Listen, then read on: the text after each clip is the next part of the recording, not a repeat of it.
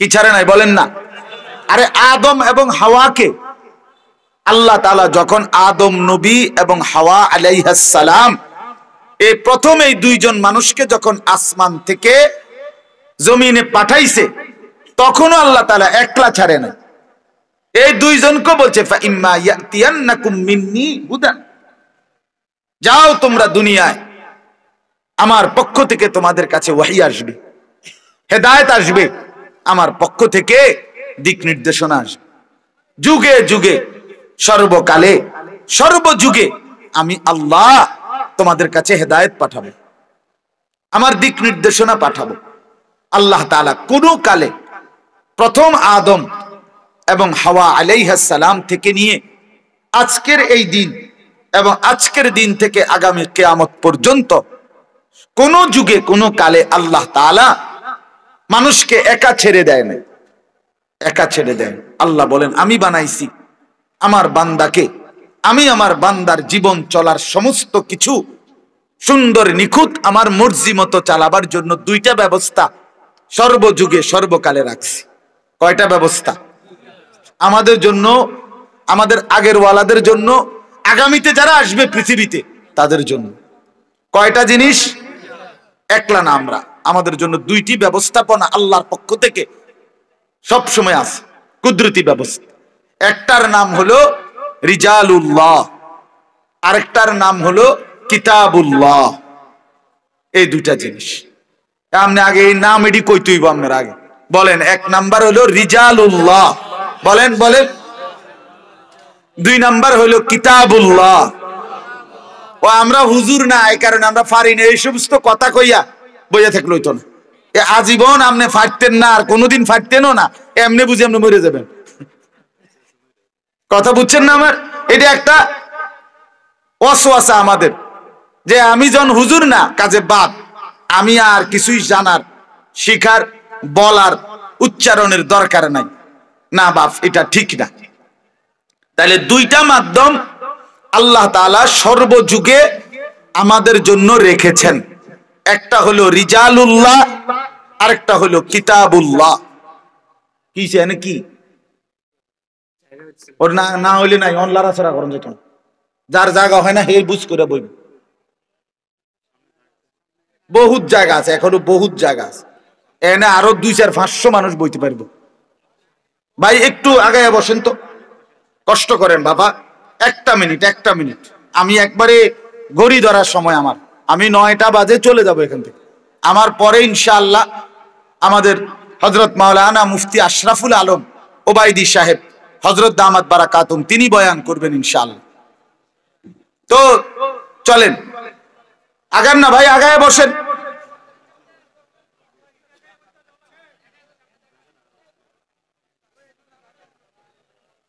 মাশাআল্লাহ, বইব শুনেন, যে বইতে চাহে বইতে পারে, কিছু আছে এমনি রং চাইতে আইছে। বইবার নিয়ত থাকলে এনে বহুত জায়গা আছে, বেটারা একারে সব বাইল করে দিতে হইবে, কি দরকার? উনি এই বইয়া লেবে এক ফাঁকে দিয়া।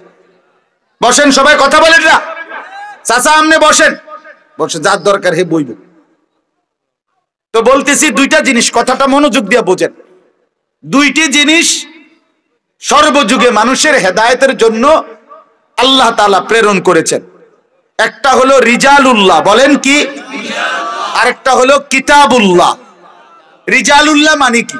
মানে হলো আল্লাহ তাআলা তার পক্ষ থেকে সর্বকালে সর্বযুগে মানুষের হেদায়েত, মানুষকে দিক নির্দেশনা দেওয়ার জন্য আল্লাহ তাআলা তার পক্ষ থেকে মনোনীত ব্যক্তি, মনোনীত পুরুষ আল্লাহ তাআলা এই পৃথিবীতে পাঠিয়েছে। এটাকে বলে রিজাল, মনোনীত পুরুষ, মনোনীত ব্যক্তি।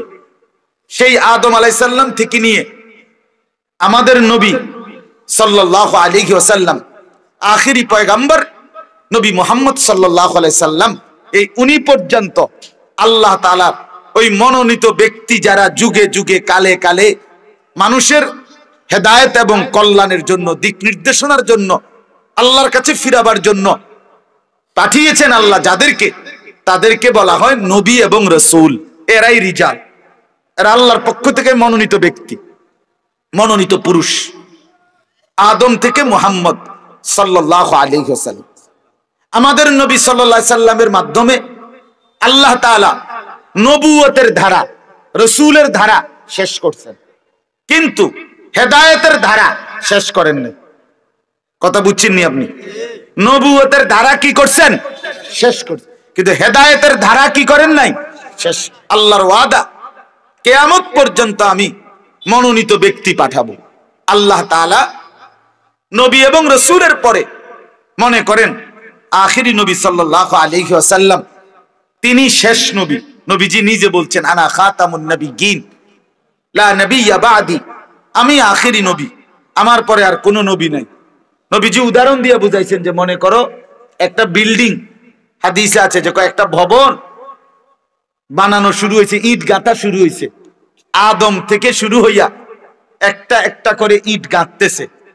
ঈসা নবী পর্যন্ত আইসা পুরা বিল্ডিং এর মধ্যে যতটা ইট দরকার সবগুলো ইট গাঁথনি শেষ, ইল্লা মাউদা লাবিনাতিন, কেবল একটি ইটের জায়গা, মনে করেন এই যে এটা সাইজ, একটা ইটের জায়গা শুধু বাকি, আর পুরা ইট গাঁথা গাঁথনি শেষ।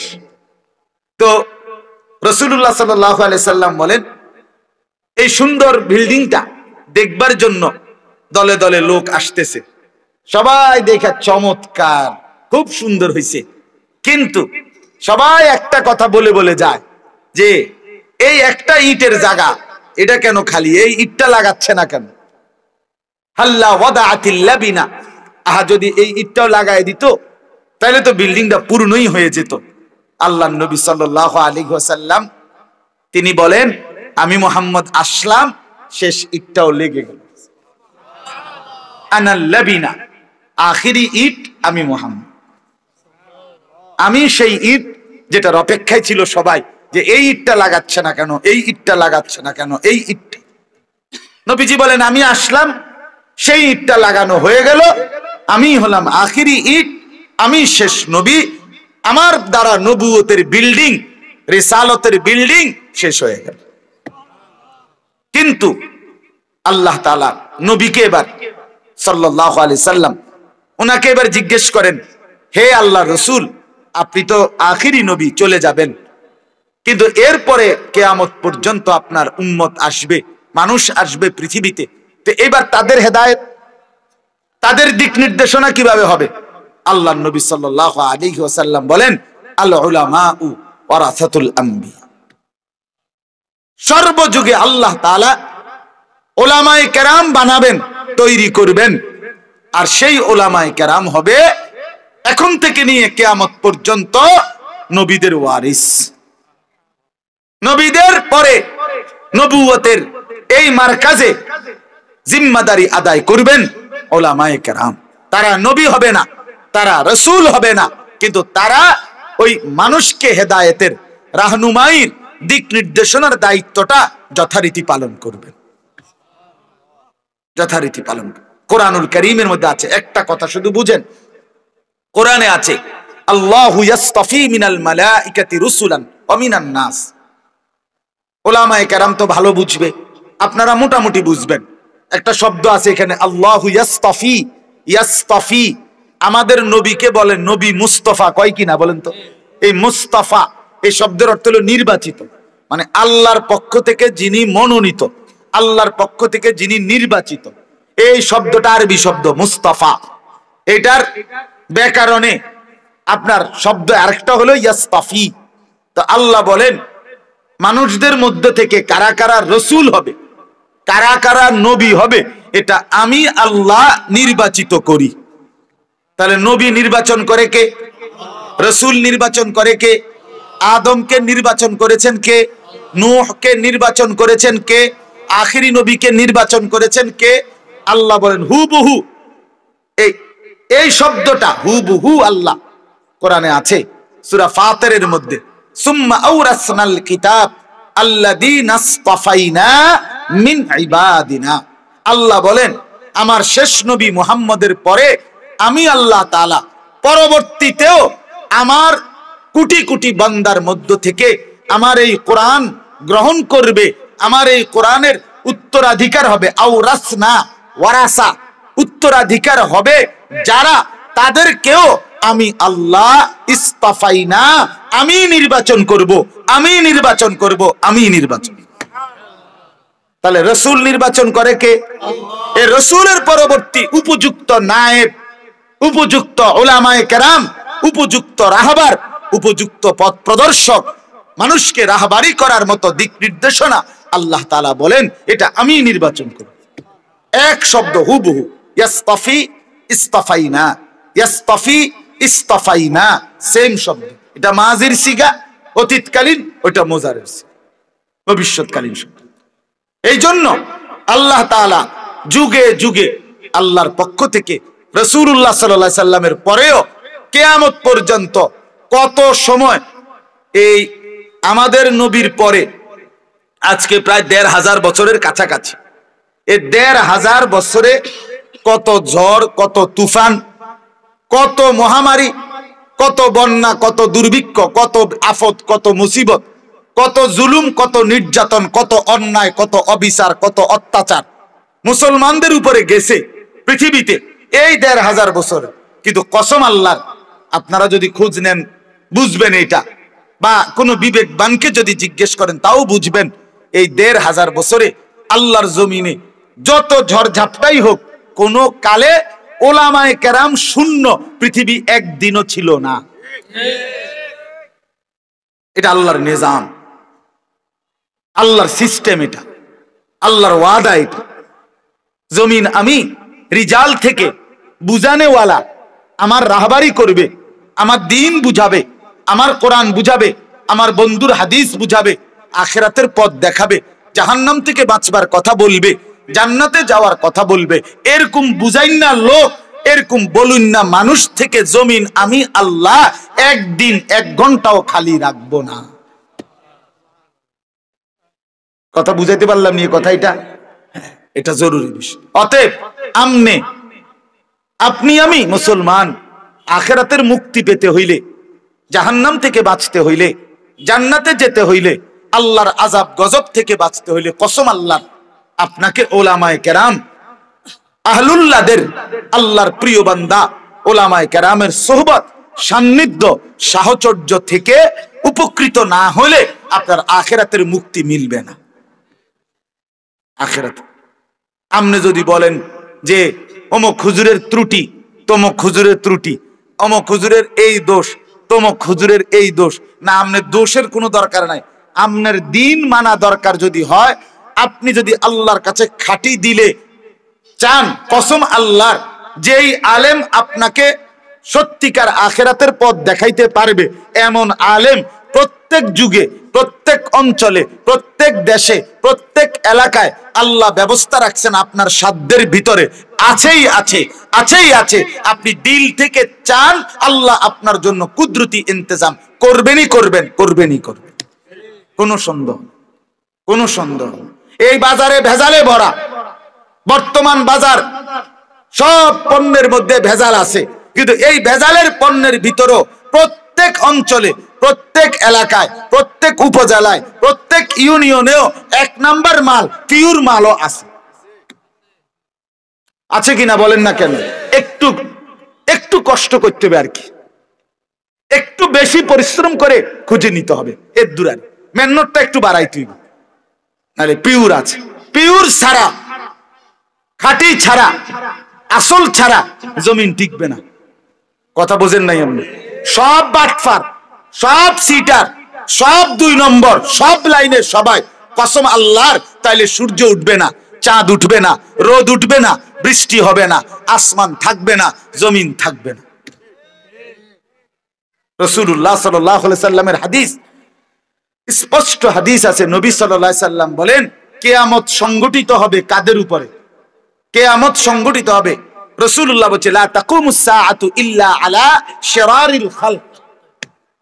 জমিনের সব যখন একবারে নিকৃষ্ট হয়ে যাবে, সবাই পাপী, সবাই অসভ্য, সবাই চরিত্রহীন, এভাবে যখন সব হয়ে যাবে, আল্লাহ রাসূল বলছে তখন আর পৃথিবী থাকবে না। আল্লাহ বলবে, ইসরাফিল দে ফুঁদে, আর রাখবো না। তাইলে বন্ধু আমার, যদি সূর্য উঠে, চাঁদ উঠে, যদি দেখি মাথার উপরে আসমান এখনো আছে, যদি দেখি পায়ের নিচে জমিন এখনো আছে, যদি দেখি আলো হয়, যদি দেখি অন্ধকার হয়, তাহলে বুঝতে হবে সৎ, যোগ্য, নির্ধারিত, নির্বাচিত, উপযুক্ত আলেমে দ্বীন আল্লাহর জমিনে এখনো আছে। আছে কিনা বলেন না কেন? আপনাকে কষ্ট করতে হবে। আপনি ওই সাধুয়ানে বইয়া বিড়ি খাইতে খাইতে, না ভালো মানুষ করতে, ফাজিল কোথাকার, বা কি ভালো মানুষ করতে, বিড়ি খাই না বেটা, তুমি ভালো মানুষ কি টুয়াও, কথা বলেন না কেন? তুমি তো এক নম্বর ফাজিল। তুমি চা দোকানে বইয়ানি ভালো মানুষ টুয়াও, তো তুমি কও ভালো মানুষ নাই? কি ভালো মানুষ নাই? কি ধরনের ভালো মানুষ আপনি টোয়াইতেন আছেন? এই বিড়ি খাই না, তো বিড়ি খাই না তো আরো আছে, আরো কত বেটা তো বিড়ি খায়, বলে না এই জাতের মানুষ না, আরো ভালো মানুষ টয়, তো আপনি বিড়ি খান কা? আপনি তো বুঝলেন যে এটি ভালো মানুষ কয় না, তো আপনি খান কেন বিড়ি? কথা বলেন না কেন? হ্যাঁ, গালি গালাজ করে যে সে যে ভালো মানুষ না, এটা তো আপনি বুঝছে, তো আপনি দেন কেন গালি? টেলিভিশনে নর্তকীর নাচ দেখলে, নাচ গান দেখলে তারে ভালো মানুষ কয় না, এটা আপনি বুঝছেন না, তো আপনি দেখেন কেন? আপনি ছেড়ে দেন, এটাই তো ভালো মানুষ। না করতে ভালো মানুষে তো দেখি না, বেহেশতে যাইবো কেটা লোকে তো দেখি না। আরে ভাই রে, ফেরেশতারা একটা ফেসে পড়ে রয়েছে বেহেশতে লইয়া। হ্যাঁ না, ফেরেশতারা তো একটা টেনশন আছে, লোকে তো নাই, এবারেই শেষ। এই মেয়ে হয়তো বেহেশতে যাও না, শেষ লোকটা, উনি মরে গেলে আর বেহেশতে যাও না লোক নেই। না, আমনের থেকে ভালো লোক কোটি কোটি লক্ষ লক্ষ এই জমিনে আছে, আছে।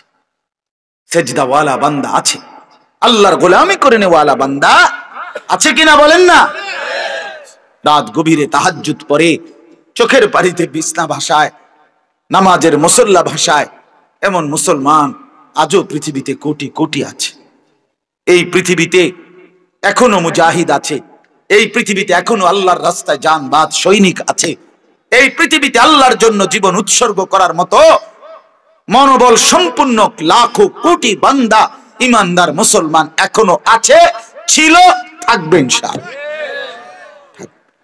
180 কোটি মুসলমান, ইসরায়েলের ইহুদিরা আমাদের এই 180 কোটি মুসলমান, 57টি মুসলিম রাষ্ট্র আমাদেরকে 2 পয়সাও পাত্তা দেয় না, আমাদেরকে ভয় করে না তারা। কিন্তু ওই মাটির তলে, চোখের আড়ালে অল্প কিছু মুজাহিদ, হামাসের মুজাহিদ, যারা জান বাজি রেখে লড়াই করবার সিদ্ধান্ত নিচ্ছে, যুদ্ধ করছে, তাদের 24 ঘন্টা পৃথিবীর সর্বাধুনিক অস্ত্র দিয়েও তারা ওই মুজাহিদদের ভয়ে কাঁপতেছে। মোমেন যখন জান বাজি রাখবার সিদ্ধান্ত নেয়, মোমেন যখন সিদ্ধান্ত নেয় জীবন যেটা এটা দিয়েই দেব আল্লাহর জন্য, তখন গোটা পৃথিবীর দুশ্মন তার ভয়ে কাঁপতে থাকে। আমরা বীরু, আমরা কাপুরুষ, আমরা দুনিয়ার লোভী হয়ে গেছি, আমরা সম্পদের লোভী, আমরা দুনিয়ার লোভী, আমরা ক্ষমতার লোভী, আমরা এই বাড়ি ঘর দালান বিল্ডিং নিয়ে কারাকারি, কত মিথ্যা, কত চুরি, কত বাটপারি, কত ধোঁকা, কত ওজনে কম দেওয়া, কত সুদ, কত ঘুষ, কত নাচ গান, এই নাফরমানির মধ্যে লিপ্ত থাকার কারণে কোন কাফের বেঈমান আমগরে 2 পয়সাও পাত্তা দেয় না।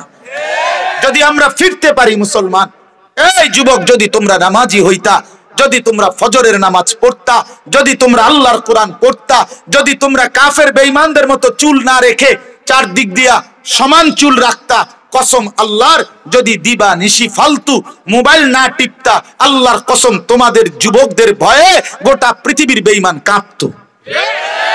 আজ হেরে গেছি যুবক তোমাদের কারণে, আজ হেরে গেছি আমরা, আজ পারছি না আমরা তোমাদের কারণে, তোমাদেরকে বুঝাইতে পারছি না।